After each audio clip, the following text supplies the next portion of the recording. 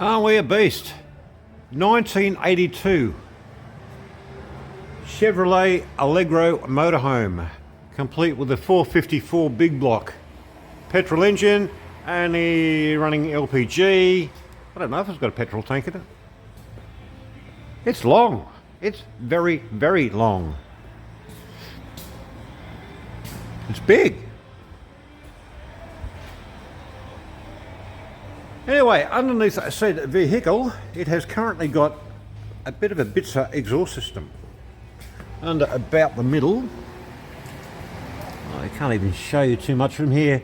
Hang on a minute and I'll get on the little seat of death and go sliding under. Well, from behind, before I get under it, you'll notice there are two 2-inch or 51mm exhaust pipes. And one of them comes all the way around from the other side, past the third LPG tank, because it has got a twin exhaust system on it, up under there. The system itself is a lot bigger, but it's also got the corrosion thing happening everywhere. Now, I was told it previously used to come just over the rear axle and be dumped, and it was a bigger size and it went really well, and this choked it up. But for legalities, it had to come back past, and gas fuel tank behind it. It can't be in front of that. Anyway, we need to get further forward, trim it off and come back, and probably one out each side. Not sure about that legally, but anyway, we'll see how we go. I may end up having to come across to where it is now. Coming out the left hand side really is a no-no in Queensland anyway. I believe in Western Australia you can.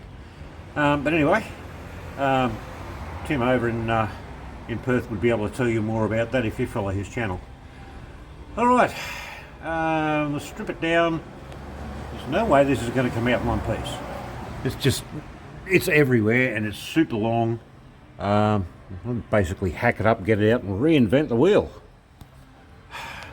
Now you hold that thought, and somebody can hold my back, and we'll get into it. Well, here it is, a little over 3 hours later. Phone hasn't stopped ringing.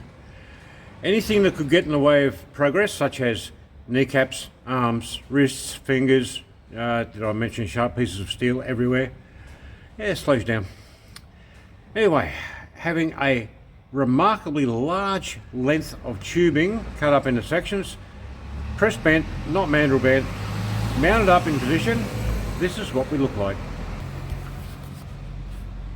From the previously fitted mufflers on that angle, that's fine. Tubing shaped to go up to the hangers and up over the same side. None of this going across and all the way back behind all of that. That was ridiculous. It's been Siamesed up to one side, up and over the top, heaps of room, and straight out the side with a little piece of stainless steel on the end just to bling it up a little bit. Detachable if required for whatever reason. The idea of welding everything front to back is not a good idea. Not something I like to see doing. Having been done anywhere, and yeah, I don't do it. Anyway, 1, 2, 3 really big LPG tanks. 1, 2, 3. Still, when you're a 1982 Chevrolet Allegro 454 big block motorhome, and I've been up in it to start it up, it's like walking into a house. Yeah, you need the fuel. Anyway, this should breathe a lot better than it did with the little pea shooters on it. I'll ring up the customer, they can come and collect it and be on their merry way. An unexciting video, how do I show you without showing you myself and Mr. Grasshopper with no room, out of focus and being injured all the time? Not a fun job, but it had to happen. Alright, catch you later, comment, like, share, all of the aforementioned above.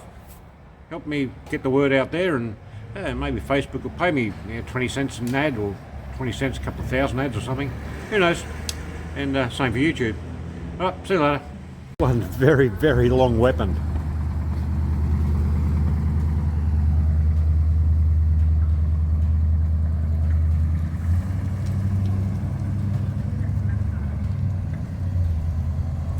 So much so it's got its own little escort car.